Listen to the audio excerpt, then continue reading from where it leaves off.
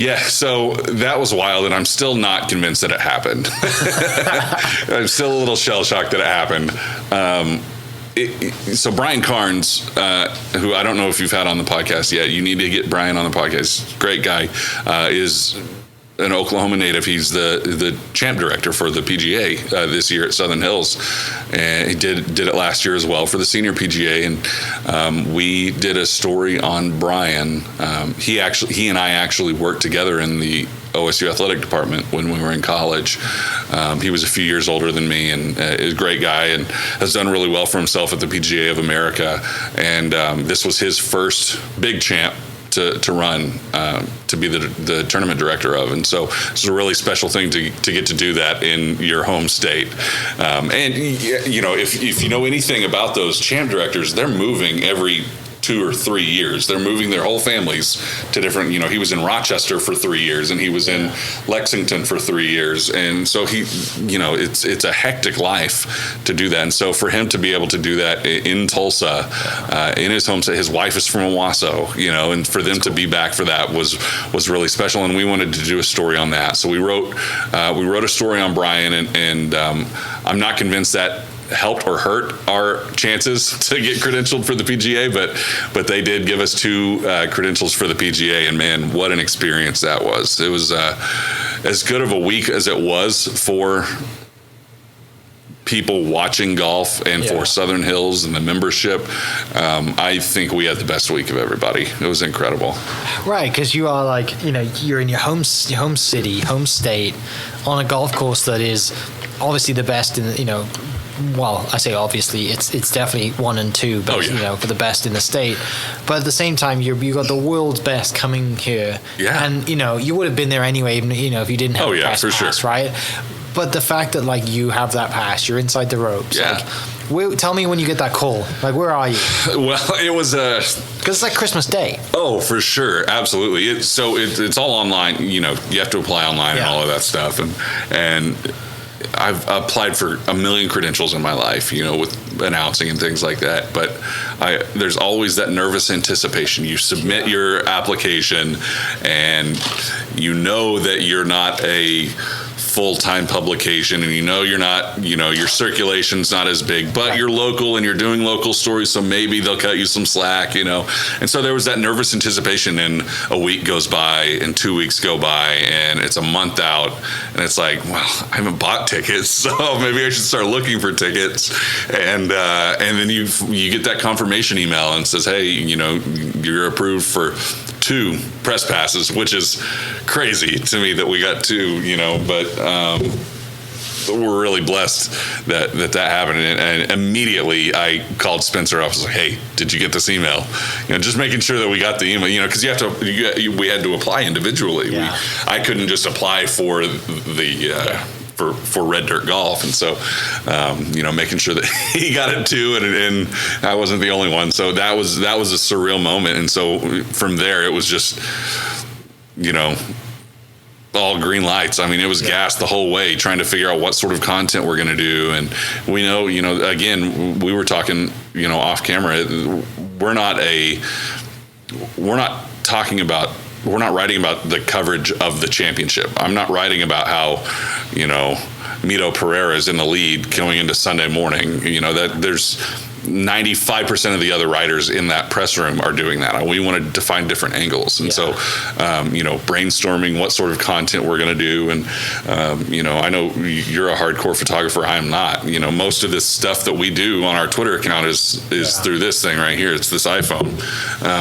And so, trying to figure out, how are we going to get around that? And just trying to, decide what sort of coverage our audience wants to see, and how are we going to put the Red Dirt spin on it? And so it was a busy month, and that was also when the Golfers Journal guys were in town too. So, it was a busy month trying to do that with a 1-month-old, trying to figure out how I'm going to do 6 days out at Southern Hills with at that time, a 2-month-old and no sleep, and how I'm going to convince my wife to let me do this, And so it was a crazy experience, but it actually happened. And I still, listening to your episode with Reagan Kingsley the other day, it just brought back so many memories, and we're only, a month and a half removed, 2 months removed from it. And it's like, I made so many memories that week. Like, it's going to be hard. I need to write them all down because there's too many to remember. I know that I'm going to forget some, and I don't want to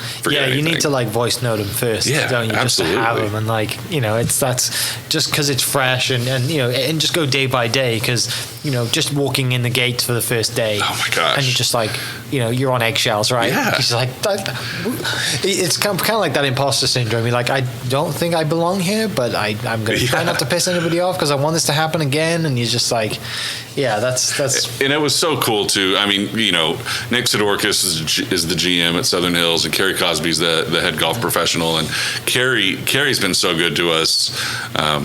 Basically just kind of opened their doors and allowed us to come in and do what we want content wise. And I've worked with him for 2 or 3 years. He started during COVID. He started what they're calling the Oklahoma Junior Masters. It's a junior amateur tournament out there, and some of the state's best prep golfers.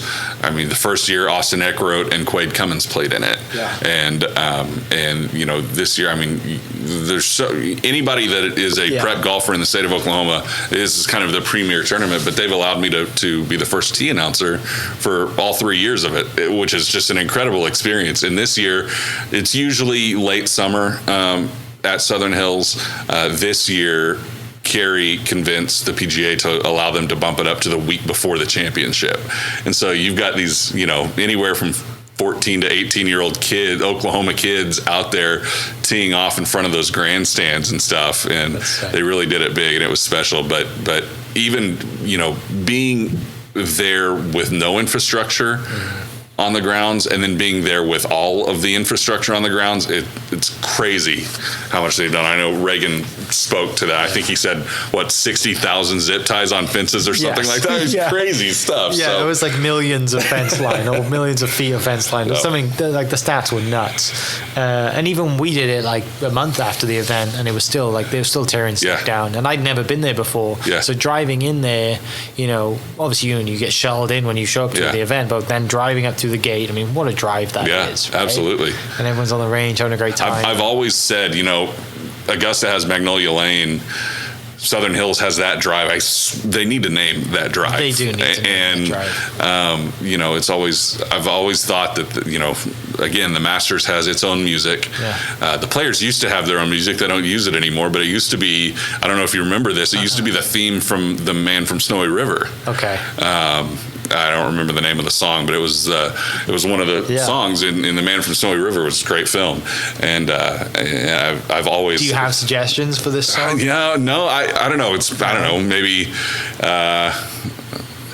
Maybe some Jason Boland or something like that. I don't know. We need to put our Oklahoma flair on it, but no, honestly, I mean it's one of the prettiest drives in all of golf anywhere, especially here in Oklahoma. I mean it's really to drive past that guard gate, and it's half mile, 3/4 of a mile up to the clubhouse. And you see most of the golf course. On both sides. You get to see the Corin Crenshaw 9, and then obviously you see Perry Maxwell's championship course, and you just get chills when you're driving up that drive. So it's definitely a special play, and to be on the media shuttle bus driving through those gates with Alan Shipnuck sitting behind me and Sean Martin's in front of me, and I don't get when you're around athletes a lot, you don't get starstruck. Yeah, you don't get starstruck. You don't get shell shocked by a lot of guys. The first time that ever happened to me is when I got to announce Clayton Kershaw at Bricktown Ballpark during his rehab. That was really cool. And then the second time was seeing our name, Red Dirt Golf Collective, on a booth in the media center, and I'm next to Brendan Quinn of The Athletic, who I've followed for years. Right. And, just seeing some of those, the Barstool guys were there for a couple of days, and we got to see them, and I don't know, man, it was just wild to see, these are guys who I grew up reading, and seeing their content. And it's cool to see. It was cool to be in the same place with the same status, I guess, Yeah, as 100%. them, you know, and Yeah. it felt really good. You know, there was a bit of an imposter syndrome there, Sure. Just because, you know, we were probably the only ones there who weren't making money to be there and write it. You know, this is a hobby for us. This is not this is our passion project. Yeah. But at the same time, it was very encouraging to see, you know, Sean Martin came up and said, "Hey man, I've read your stuff. I love what you're writing." How cool is that? I mean, that was such a confidence boost. I mean, he writes for the PGA Tour every single stinking week, you know, and to have somebody like that just give us that confidence boost was really cool.